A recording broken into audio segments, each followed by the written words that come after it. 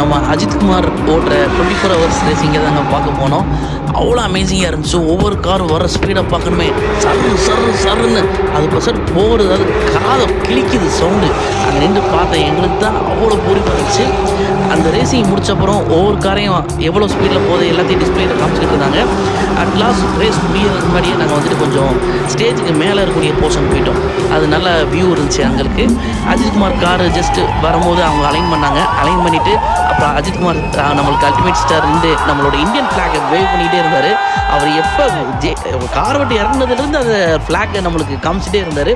கண்டிப்பாக ஒரு இந்தியானா இருந்துட்டு நம்ம இந்திய நாட்டுக்கு பெருமை சேர்த்ததில் அஜித்குமாருக்கு மிகப்பெரிய பங்கு இருக்குது.